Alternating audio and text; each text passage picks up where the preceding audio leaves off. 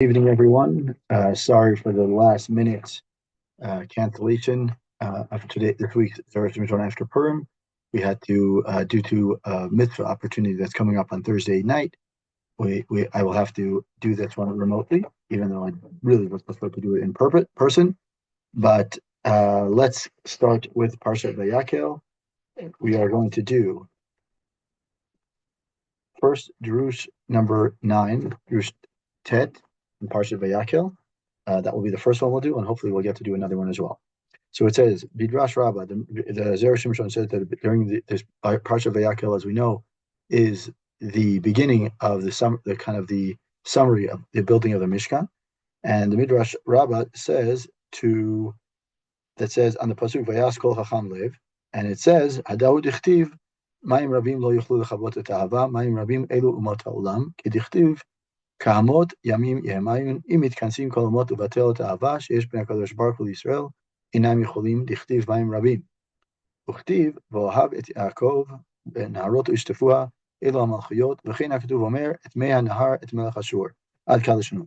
So the Zera Shimshon starts his drush by quoting the Midrash Rabbah on the pasuk Vayasu Kol Chacham Lev, and it says that Hadaud Ichtiv Mayim Rabim Lo Yichlu Lechavot Et Ahava.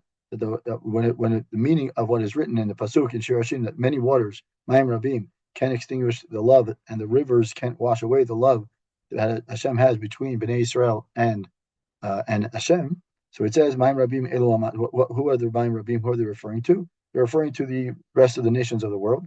Kidichtiv Kamon Yamim Yemayun, as written in another pasuk in Yeshayahu, it says that the strong waters of the ocean.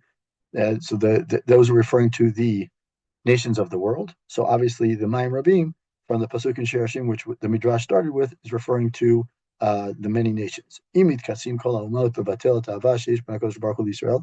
Even if all the nations of the world assemble to somehow to abolish the love between Bnei Israel and Hashem, they can't. Why? Because it says Dichtiv Mayim Rabim, even lots of waters, as a pasuk in Shir Hashim says, even great amounts of water, they won't be able to. Even the great nations, even if they're as strong as the great waters, they won't be able to extinguish the love. Dichtiv Va'ohavet Yaakov, and the love that is mentioned is referred to in another pasuk in Malachi that says, I love Yaakov, and the Shir Hashirim, the Midrash continues by quoting the rest of the pasuk of Shir Hashirim, and it says, and it says that rivers cannot wash away. These are the Malchuyot. These are referring to the oppressive regime. So you have the nations of the world, and you have the regimes that are second level. Another pasuk to support that Naharot are referring to these rivers are referring to the regimes. So there, in that case, it's a pasuk that says Meinahar Melech Ashur, right? So the abundant waters of the river, the king of Ashur. So the second pasuk is kind of also supporting that idea that Naharot is referring to regimes, and the first pasuk, which was Mayim Rabim Lo Yichlu, is Mayim Rabim was supported by a pasuk Kamot Yamim Yehamayun. Therefore, so we have what the Midrash was so far started with is Mayim Rabim Lo Yichlu Lechavot Et Ahava. So that is referring to the love between Hashem and Bnei Israel. And even if there are Mayim Rabim, if there are great waters, and the Midrash says that these great waters are referring to great nations, right? Idolatrous nations of the world, as well as the Naharot, the rivers, which are obviously less than a great water or an ocean, if you will. Then these rivers are referring to regimes. So that's the Midrash so far. Now the Zera Shimshon asks two questions on the Midrash. He says, right? How could we even think about the fact, right? How could we think that the nations of the world would be able to abolish the love that Hashem has for Jewish people? Love is a non-physical thing. It's something that is it's a spiritual thing, right? It can't be taken away. Right? It is intangible, right? And there's something that exists between two people. It's an intangible love, and love is intangible. Right?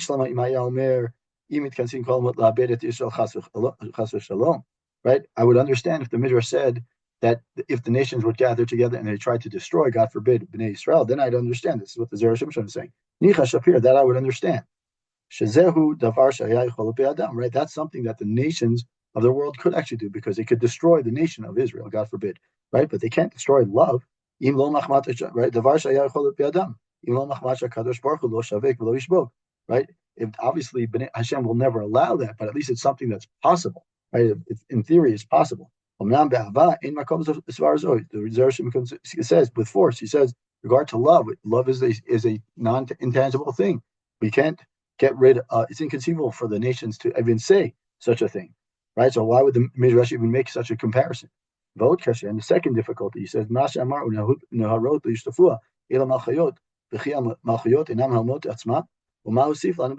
right? The obvious question is, if we're talking about the great nations, why do we have to talk about the regimes afterwards, right? Once we talk about nations, we're obviously including the regimes. So the Zera Shimshon is bothered by two questions. Question number one is, why would we talk about something intangible like love to be destroyed, right? Talk about the people of Israel potentially being destroyed. Obviously, Hashem never will make that happen, but at least we have something that's tangible. That's question number one. Question two is, if we talk about the greater nations, which is the Mayim Rabim, so we don't have to mention the Neharot, you don't have to mention the rivers because the rivers are regimes that are obviously included in the nations. So Vayesh Lamar, now he starts his answers. Right? Now, you can't abolish, right? While it is not possible to directly abolish the love that one feels for a person, right? It's possible to stop the action that generates the love. Now we're going to get into the point where the Zera Shimshon talks about something, and I think again one of the many things that I enjoy about the Zera Shimshon is his ability to connect points and topics and things that are really, even though it was written, well over 500 years ago, 350 years ago, 350 years ago, he still talks about things that are relevant today, and you'll see why in a second. Even though even the questions themselves are already very relevant to today. So it's not that the love itself is that we can't be destroyed, but that we know is intangible, right? But maybe it's possible. This is what the Zera Shimshon is going to suggest: is that maybe it's possible to destroy that which is the connection between the two. It says, the love that Hashem has towards Bnei Israel is what is mentioned in the first chapter, the first parak of Brachot, on Daf Chet Amud Aleph. Ohev Hashem Sa'arei Tzion. The Gemara says, quotes a pasuk in Tehillim, and there it says that Hashem loves the gates of Tzion. Ohavei Hashem Sa'arei Mitzuyanim B'Halachai. He says that Hashem loves the gathering places, right? The Batei Mitzuyanim, places that are gathering, the places that are distinguished, right? Or Mitzuyanim means Tziyun means a place that's distinguished or a marker, right? A place that's marked by halacha. Mitzuyanim B'Halacha. And the Zera Shimshon continues, says that in the Yalkut Shimoni it mentions Hakol Kol Yaakov, right? What is the Kol Kol Yaakov? Kol Zaman Shekol Yaakov Nishma Bevatei Knisiyot Bevatei Mishriot Ena Yadayim Yidei Esav Shel Totbo. He says that even the voice. He says that Kol Yaakov is when the voice of Yaakov is heard in the Batei Midrashot and the Batei Knisiyot, right? That's a further support is that the love that Hashem has is based on through the Torah, right? The Torah that we learn and the Torah that we emanate and the disseminate, and also our davening that we continue as long as our voices are heard in the Batei Midrashot and Batei Knisiyot, then Esav can never control over us. Right? We see from this, both from the Gemara and from the Yalkut Shimoni, that Hashem's love for Bnei Israel is strengthened by the Torah, right? In other words, it's dependent on, if you will, our involvement in Torah, right? If now we can understand, if all the nations try to somehow cancel or somehow stop or eliminate or prevent us from studying Torah, so that we can eliminate the love that Hashem has for us, they can't. Why? And this is a famous thing that we know, and everyone has seen it in some way or another, and we just learned of that. We have heard about it several times in the last couple of weeks and months. As we start hearing from the various hostages that have returned, we start hearing how their ability to continue to love and learn and somehow be involved in Torah and mitzvot, even in these insane situations. And it says, the Zera Shimshon says, if the Jewish people are unable to learn publicly, they'll find a way to study in secret. And we saw that again. We saw the song of they sang Shalom Aleichem in Arabic. And if they weren't able to study Torah, written Torah, right? They'll learn study. They'll just learn Torah Sheba'al Peh, right? They'll just say things. They'll do things to kind of remind them, right? And then by teaching it, just going over things, the nations of the world won't know or won't identify that the Jews are actually learning Torah, because they'll think that it's just regular talk or regular speech. Classic example is that the dreidel. The dreidel itself was used during the time of the Romans and the Greeks, right? Because what was the whole point of the dreidel was to remind us of mitzvot, and to remind us who the spinning of the dreidel is to remind us that Hashem is above us, and to remind us that there was a nes gadol, to remind us of all these different. The whole story of Hanukkah, right? The dreidel is there to teach us that. So using some sort of oral tradition and telling stories and Torah Sheba'al Peh is another way that Bnei Israel will, even if they're under duress, they'll be able to continue to learn. And now the Zera Shimshon gives us an example of how the Jewish people will study even under difficult circumstances. In the last chapter of Pesachim, on Daf Kuf Yud Bet Amud Aleph, it says, Rabbi Shimon bar Yochai lamad chamisha dvarim min Rabbi Akiva. Rabbi Shimon bar Yochai learned 5 things from Rabbi Akiva when Rabbi Akiva was in Chamus Beit Asurim, when he was imprisoned, right? Even though, of course, during that time the government forbade and made a decree to forbid learning Torah, right? They were unable to stop Rabbi Akiva from teaching the oral Torah, the Torah Sheba'al Peh. V'od matzinu b'perek Kama de Sanhedrin Yud Bet. And we also find another place in the first chapter of Sanhedrin on Daf Yud Bet Amud Aleph, right? Rabbi Akiva himself, when he was in prison, was able to do what? Right? He was about to be sent out to the gallows and condemned to be executed, right? It says Iber Gimel Shanim B'Chol right? It says he was able to be Ma'aber the Chodesh, right? And do other calculations, right? And you can look, if you look in that the story there, you can see many of the things that he did were done while he was in prison. Right?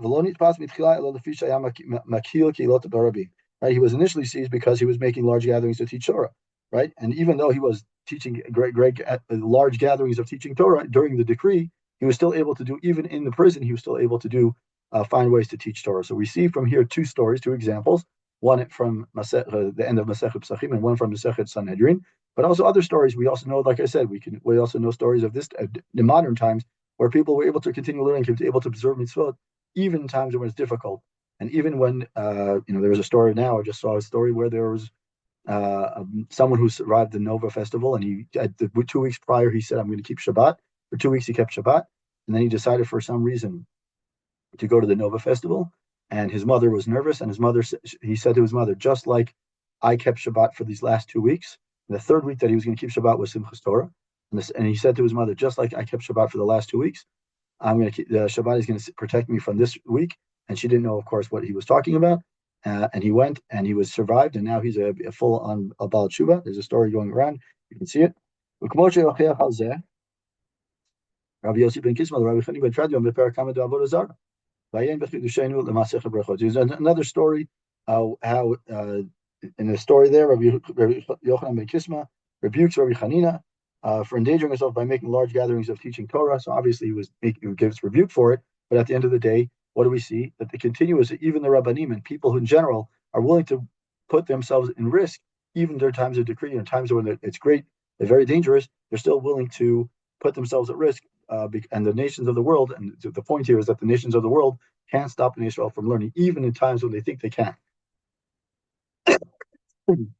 Now we can understand. Now you can say, now that even that after Jewish people would be exiled, right, among the nations, they would be subject to turmoil, and they'd be confused, and there'd be a lot of distractions. And they'll be very painful. They'll be so distracted of what just happened. They're being sent out to exile or being sent out to other places. They won't be able to learn. That's why it says the rivers, right? They're referring to the oppressive regimes, right? So the nations of the world, it says they're referring to the oppressive regimes. The Chachamim say in Eruvin, Daf Kaf Aleph Lamed Bet, it says, Bo Varecha, Come, I'll show you that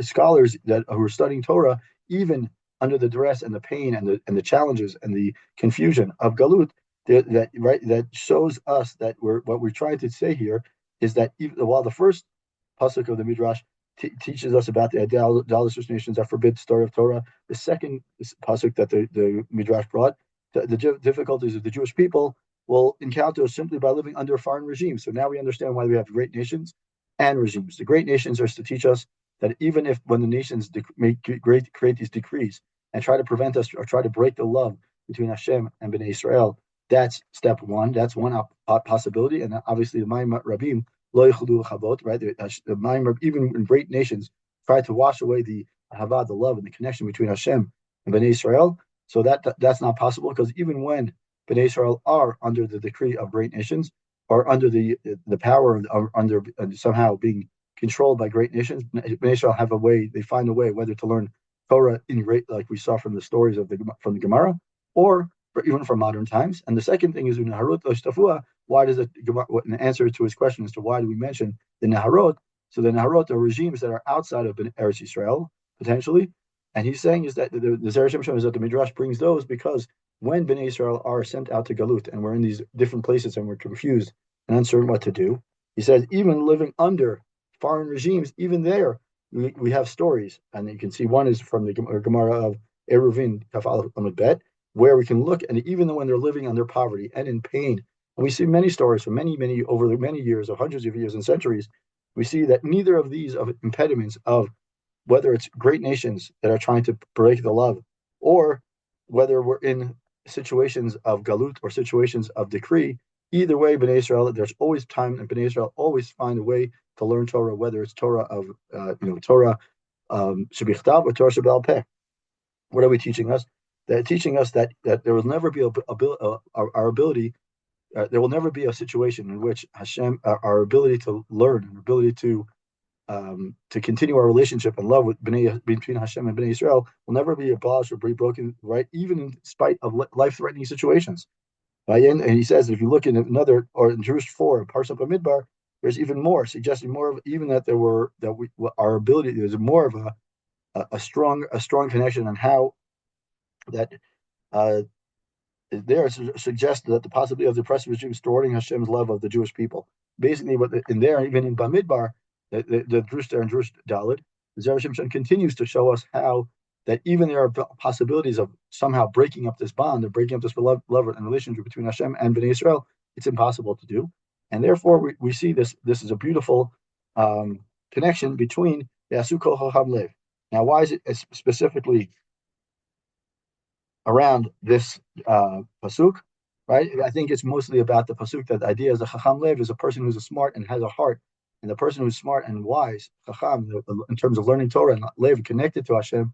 Right, so Hashem's connection to these people and the Mishkan, which is meant to be a place, a dwelling place, where Hashem's presence is felt. So I think this is the idea here, is that's why the Midrash brings it in all together, because otherwise the pasuk doesn't seem necessarily connected to the idea of what the Midrash is bringing. But I think the idea is that the Mishkan is a place where Hashem's dwelling is, his presence resides, and also the Chacham Lev, a person who's really connected to Hashem, is the person who can be part of that and create the place in which Hashem can, presence can reside.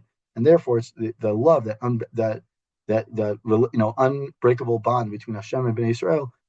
It starts in the Mishkan and then moves to the Batei Knisiot and Batei Midrashot, where we learn and continue to learn and daven and perform mitzvot. And those are the places where Hashem says, as long as you're continuing to strengthen that relationship, I'm going to continue to make sure that the nations around us won't be a viable threat to us. So that's Jewish number 10, Jewish number 9. Now we'll continue with,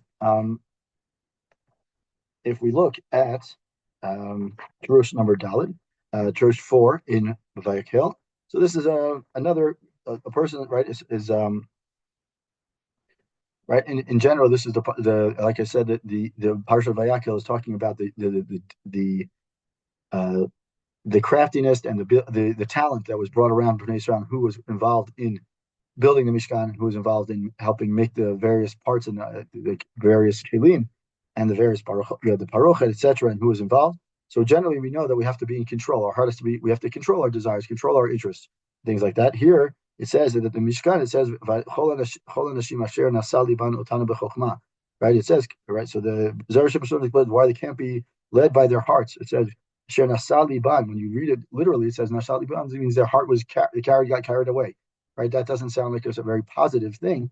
So the Zera Shimshon is about to explain how this doesn't necessarily mean can be taken literally, but rather something that's very positive and turns into something very beautiful. Pasuk, I said, the Zera Shimshon starts in Jewish 4. He says, all the women whose heart led them with wisdom spun these goats. And if you look at Rashi there, it actually says that Rashi mentions there that they actually spun the fleece of the wool from the goats while they were still on the goats. It's an interesting talent. So the Zera Shimshon asks the question, Kasher. Right?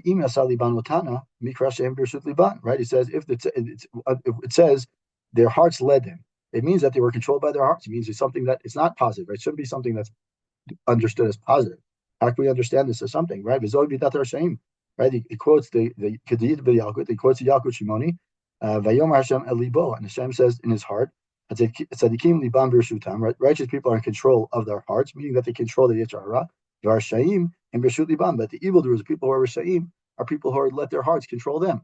So according to Zera Shimshon, with his quoting the Yalkut Shimoni, he's trying to show that he says, I don't understand how the pasuk could say that the women were being controlled by letting their hearts control them. It doesn't sound like something very positive. In fact, he would ask, why would the women be described as, in a manner that implies that they're possessed by their heart? It's something that shouldn't be a trait that's to be proud of or flaunted, right? There must be another way to explain this whole pasuk. So he says, it's not possible for the hearts to be under control. They themselves are under the domains of others, right? We already know that the women, and at least in those days, and even today, with the women who are married, right? They have a relationship with their husband, and that relationship means that they're not acting on their own accord. They're working together with someone. Therefore, they're not doing everything by themselves, right? For this reason, they cannot be controlled by their hearts, meaning they cannot be controlled by their Yetzer Hara.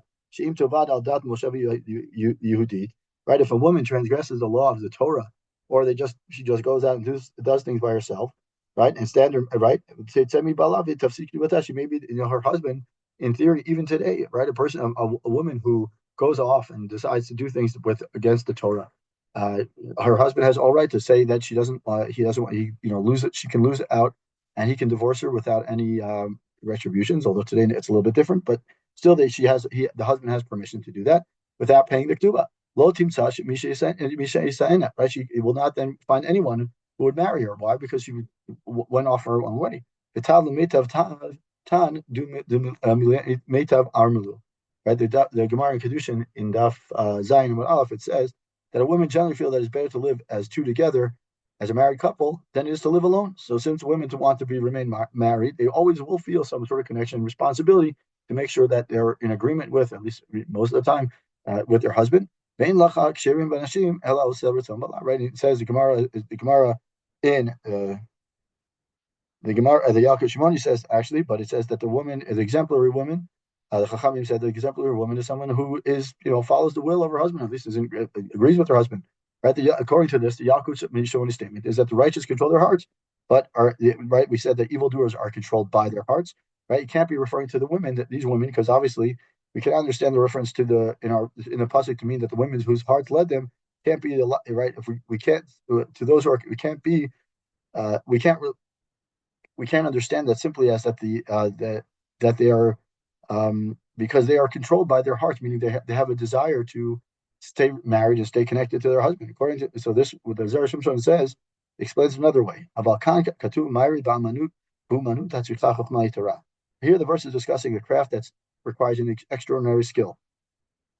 As we said, the Rashi explains in the pasuk itself on the Chol Nashim, says that the women had a specific skill, that they were able somehow to spin the fleece while still in the backs of the goats, and then after they spun those fleece, then they would shear the goat, right? So learning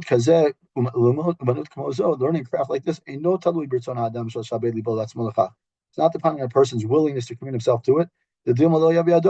Right? As he might not be successful. We know because he might not naturally possess the necessary skill. Right, so we know that people are generally have talents, and therefore they continue to lean They lean towards certain skills because they feel like an interest in doing it and they work hard towards doing it. Right? Even if he is in control of his heart, meaning even if he has the most discipline and training, it would not help. Right? So we know that a person has raw talent, and even if he works hard to be a neuroscientist, right? Unless you have the natural skill and natural ability to understand neuroscience or neurophysics, it's going to be very difficult for you to achieve that level of success or that level of understanding because you're naturally born with talent or skills and ability uh, and intelligence that you won't have the ability to learn neuroscience or neurophysics or astrophysics or whatever it may be, right? Some people are just naturally born with a certain talent, and no matter how hard you're going to work to do certain things, you're going to always find yourself not interested, and it's by default it's going to fall to the wayside. Or you're going to get frustrated. It's going to prove itself to be something that you can't be successful in. But however, a person's heart lends him to really learn such a craft. Right? He can assume that he's naturally qualified to learn it. And if he wants to put in the effort, right? If your heart really wants to do it so badly, you'll find a way, right? That's the difference between a person who just says, well, I'm interested in being a doctor and I'll learn how to be the medical profession versus my heart is there. And you can see when a person really wants to do something there, you can feel their heart is in the right place. And that's what he's going to say.